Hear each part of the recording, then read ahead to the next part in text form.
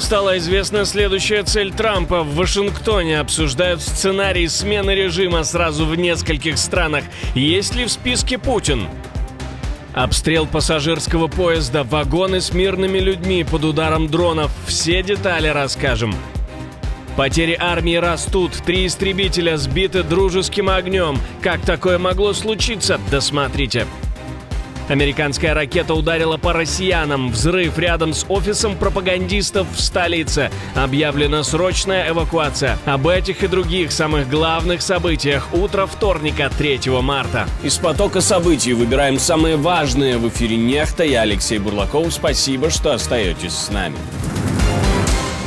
Оккупанты нанесли удар по поезду с пассажирами. Российские дроны атаковали Криворожский район Днепропетровской области. Один из шахедов попал в вагон пригородного поезда, который находился в движении. На месте вспыхнул пожар. Сначала сообщали о 4 раненых, затем их стало 7, еще 5 остаются в больнице, их состояние средней тяжести. Мужчина, получивший тяжелые ранения, умер в реанимации. По словам местных властей, по городу Апостолово был нанесен массированный удар. Очередная атака по гражданской инфраструктуре и снова под ударом дети. 3 режима, 1 амбиция. Стало известно, кто следующий в списке Трампа. The Atlantic пишет, что Дональд Трамп якобы уже рассматривает Кубу как следующую цель после операции в Иране и давления на Венесуэлу. По данным издания, в Белом доме обсуждают сценарий смены режима сразу в нескольких странах. Сам Трамп допускал возможность дружеского захвата Кубы и говорил о переговорах на очень высоком уровне. Президент чувствует, что у него все получается, что все идет как следует. По версии журналистов, президент стремится превзойти внешнеполитическое наследие Рейгана, Картера и Никсона. Но риски высоки. Куба переживает тяжелый экономический кризис, но организованной оппозиции там практически нет. Военная операция может вызвать волну беженцев в США и повторить иранский сценарий с непредсказуемыми последствиями. США официально признали потерю 3 истребителей, и сбил их не Иран. 3 F-15 Strike Eagle во время операции «Эпическая ярость» по ошибке сбиты Кувейтом. По данным Центком, самолеты поразила кувейтская система ПВО в разгар атак Ирана, баллистических ракет и дронов. Все 6 членов экипажа катапультировались и выжили, причины инцидента расследуются. Ранее Кувейт сообщал о крушении нескольких самолетов. США не уточняя деталей. Видео падения одного из истребителей появилось в сети, и его сняли недалеко от базы Аль-Салем. Именно это может все остановить. Только каждый 4-й американец «за». Удары США по Ирану поддержали 27% американцев, против 43%, и почти треть не определилась. И это еще до новостей о первых потерях в США. После начала операции погибли 3 военнослужащих, 5 тяжело ранены, мы говорили с вами об этом в предыдущих выпусках. 56% считают, что Дональд Трамп слишком часто прибегает к силе. Даже среди республиканцев 42% заявили, поддержка закончится, если будут новые жертвы. Рейтинг одобрения президента 39%. На фоне праймерис избирателей больше волнуют цены, чем геополитика. 45% сказали, если подорожает бензин, поддержка войны упадет. Нефть уже прыгала к $80 за баррель, и это может стать для Белого дома более серьезным ударом, чем ракеты. Но сейчас многие эксперты говорят, что развязка затягивается, и несколькими, даже неделями это не ограничится. Но у Пентагона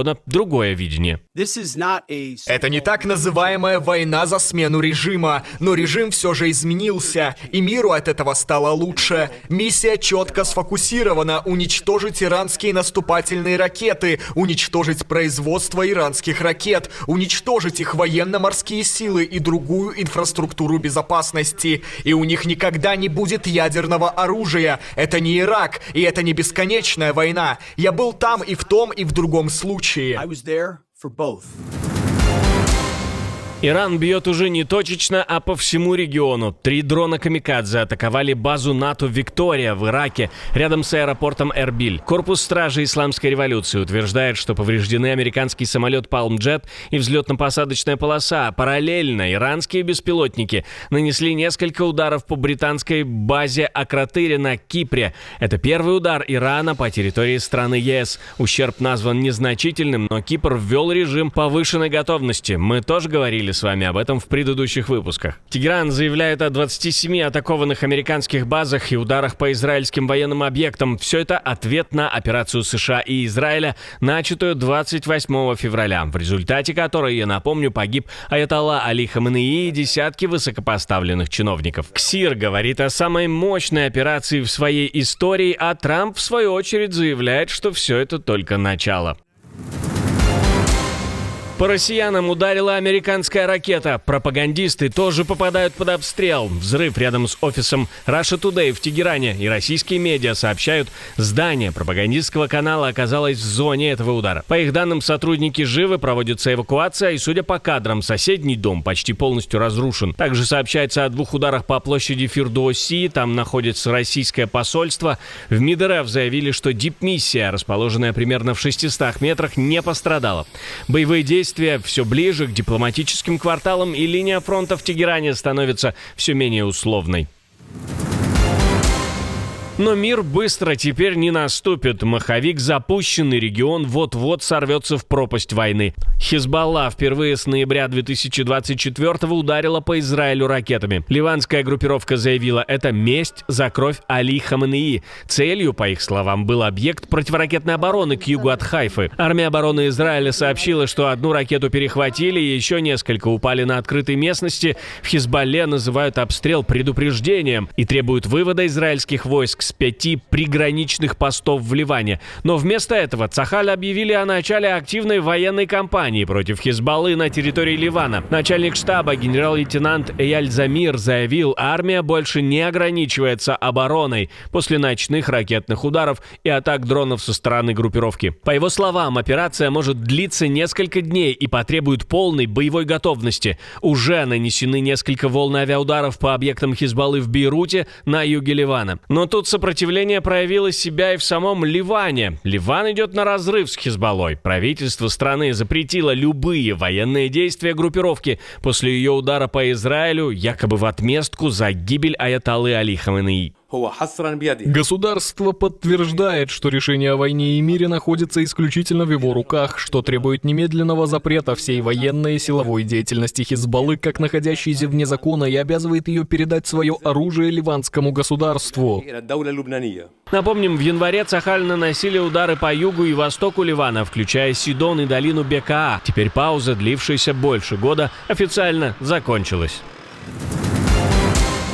90 миллиардов для Украины в обмен на 16 для Венгрии. Виктор Орбан может разблокировать кредит ЕС для Киева, если Брюссель одобрит Будапешту оборонную ссуду на 16 миллиардов евро. Речь идет о программе SAFE. По данным дипломатов в письме к главе Европейского совета Антониу Кошта, Орбан намекнул, готов снять блокировку, если ЕС официально оценит ущерб от повреждения нефтепровода «Дружба». Формально Европарламент уже одобрил кредит Украине на 90 миллиардов евро на 26-27 годы, но без согласия всех стран деньги могут зависнуть. Теперь вопрос поддержки Киева переплетается с внутренним торгом в ЕС за оборонные ресурсы. Брюссель снова оказывается между солидарностью и жесткой политикой национальных интересов.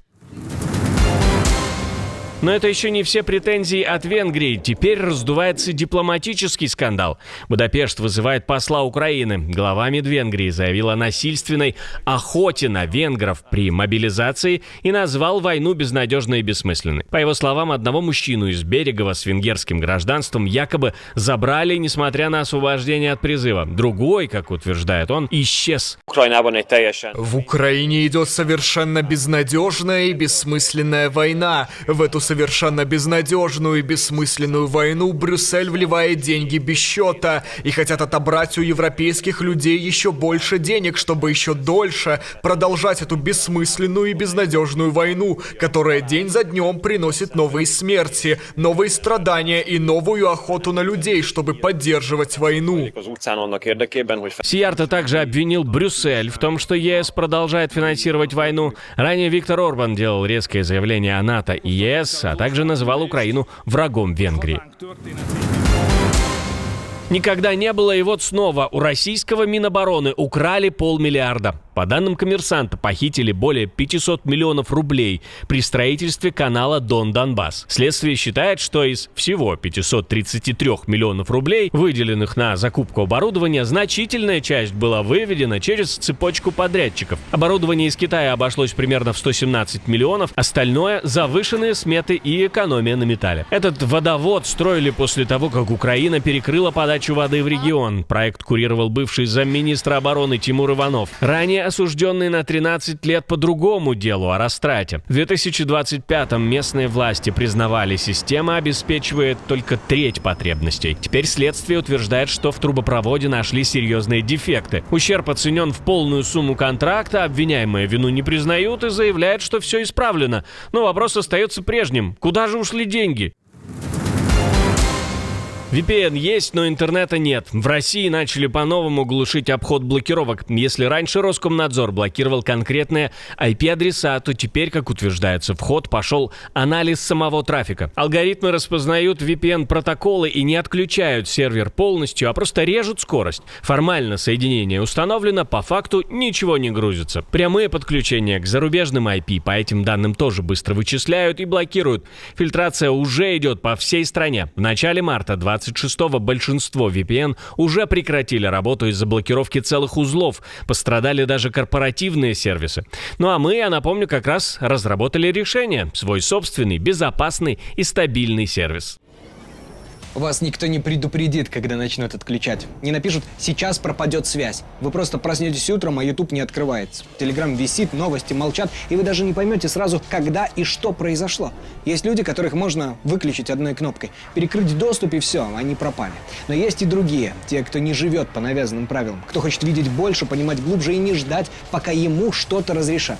Если вы смотрите этот канал, вы точно не из тех, кого можно просто так заблокировать. NextStep VPN — это интернет, который принадлежит только вам. Ни провайдеру, ни цензуре, ни системе. Будьте среди тех, кого невозможно отключить. А в прошлом выпуске обстрел страны НАТО. Альянс срочно запрашивает помощь у Киева. И теперь главный вопрос: сможет ли Украина помочь закрыть небо? Параллельно мощнейший удар по российской нефти и следом серьезнейший удар по объектам Минобороны РФ. Все это бьет не только по фронту, но и по кошельку страны-бензоколонки. На этом фоне дорожают счета в Европе, и платить придется уже не только за газ. И еще один тревожный сюжет: удар по одному из ключевых ядерных объектов, после которого все задаются вопросом, есть ли риск экологической катастрофы и каким будет ответ. Если вы еще не видели, обязательно посмотрите. Ну а мы с вами встретимся уже вечером.